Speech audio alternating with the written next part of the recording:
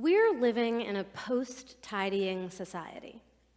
Everyone, including me, has a story about decluttering their home, gathering all of their possessions into the middle of the floor, deciding what brings joy, and then bidding farewell to a set of spatulas in pursuit of a calmer, happier life. But what if we could gather up all of the other stuff, tasks, events, obligations, relationships, and drop it at the curb without a single regret? And by doing so, be free to focus our time, energy, and money on the stuff that really makes us happy. Well, I figured out how to do it. It is great, and I call it the life-changing magic of not giving a fuck.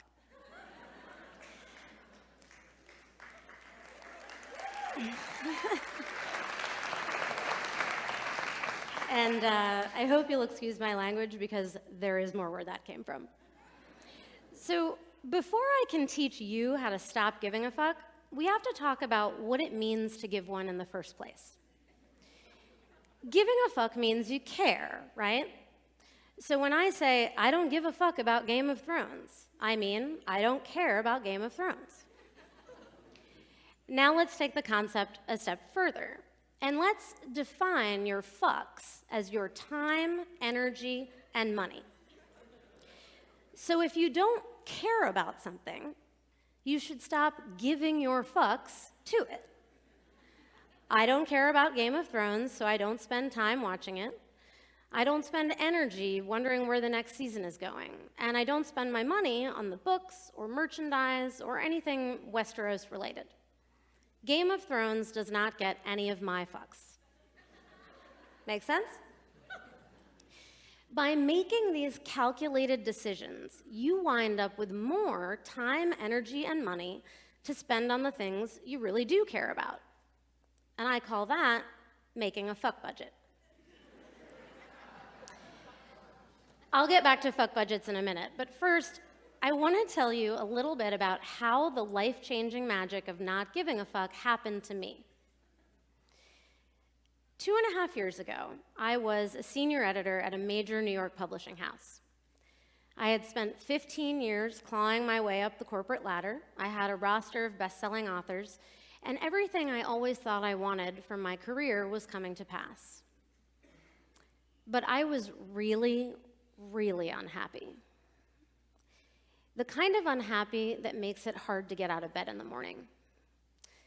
The kind of unhappy that makes it hard to commute 45 minutes on the New York City subway, and hard to spend 8 to 10 hours at your desk before turning around, going home, and doing it all over again. So I quit. And making that decision was also really hard. A lot of red wine, a lot of tears. But what came after I quit was nothing short of life-changing. Once I removed myself from the culture and lifestyle of a job that had been making me so unhappy, I was free to focus my time and energy on what would make me happy, including working, but just in a different way. And eventually, on moving from Brooklyn to a tropical island. I stopped giving my fucks to working for a corporation, wearing pants, and taking those long subway commutes. And I started giving my fucks to working for myself, wearing bikinis, and taking long walks on the beach.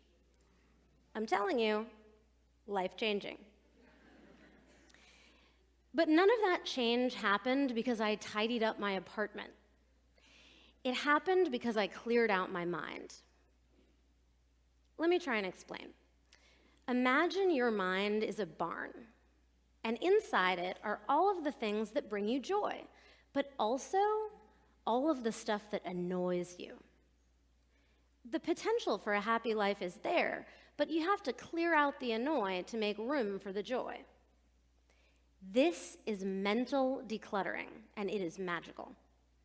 I did it by accident when I quit my job, but it was so amazing that I developed a way for you to do it on purpose. I call it the not sorry method. It has 2 steps. Step 1, decide what you don't give a fuck about. Step 2, don't give a fuck about those things. Simple, right? But I know what you're thinking. This sounds like a recipe for turning into an asshole. It's okay, I get that a lot. But that's where the not sorry part comes in.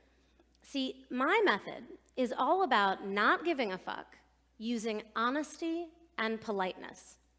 So in the end, you don't have to feel guilty. You were on your best behavior, and you have nothing to apologize for. You are quite literally not sorry. And you're also not an asshole. So how might the not sorry method work for you? Well, let's say you love Game of Thrones, and you've been invited to a Sunday night dinner party that interferes with watching your favorite show. You feel bad about turning down the invite, but you really love Game of Thrones, and you don't want to record it to watch later because spoilers.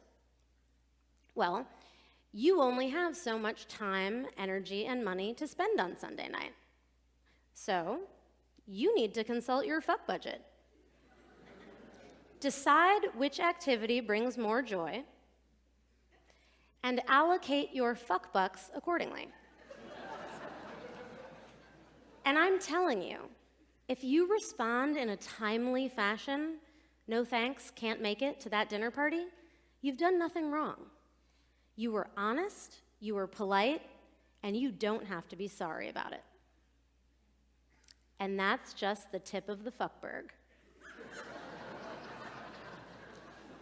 You can apply the not sorry method to anything.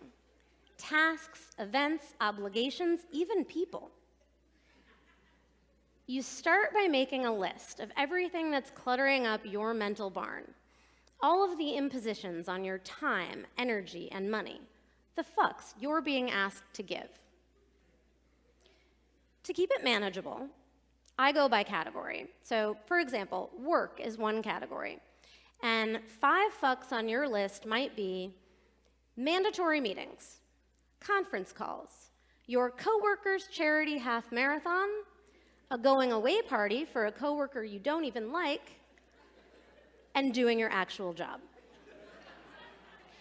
So once you've listed them all out, you perform the not sorry method. Step 1, decide what annoys you, non-essential stuff you don't care about. Step 2, stop giving your fucks in the form of time, energy, and money to those things. Then, cross them off your list with a big black marker. It feels good. Just go with it. What I'm saying is, yes, you may have to get up and go to work every day, and you may have to attend some mandatory meetings. But you do not have to attend a going away party for a colleague you don't even like. But if you're still having trouble not giving that fuck, I recommend a visualization exercise. Picture how you're going to feel when you walk into that party, annoyed or full of joy. It's been a long day. Your feet hurt. You don't love socializing with your colleagues at the office, let alone at a shitty bar. You really don't love pictures of warm Coors Light. So what should you do? RSVP no, of course. Why would you spend your fuck bucks, or your actual bucks, on this party? I'll tell you why. You do it because you feel obligated and guilty. You are psyching yourself out of a perfectly fine response, no, before you even try it. Most people just don't think this stuff through.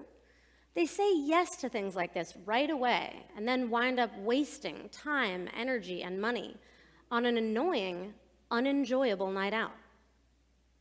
You waste even more time and energy just dreading the party a week beforehand, and even more trying to come up with ways to weasel out of your commitment, and then worrying that you'll be seen as an asshole for bailing at the last minute. And honestly, if you do bail at the last minute, having never intended to go in the first place, then you are an asshole. and you should feel bad about it. Instead, pause, visualize, and say a timely, polite, no thanks, can't make it. This is how you stop spending time you don't have with people you don't like doing things you don't want to do. You'll be less busy, less burdened, less annoyed. You'll have so much more time, energy, and money, and you will wonder why you didn't stop going to baby showers 10 years ago. But look, you don't have to quit your job and escape to a tropical island like I did. You can make massive, liberating, meaningful change just by clearing out your mental barn, making a fuck budget, and sticking to it. You don't have to organize a yard sale. You just have to say the words, no thank you. I don't have time. I can't afford it.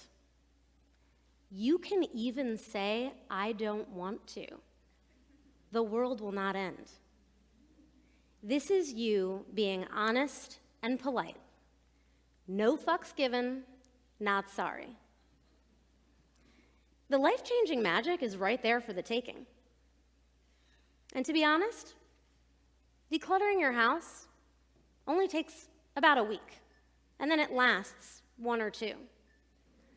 But mental decluttering, learning how to say no, set boundaries, and give fewer, better fucks, that lasts forever.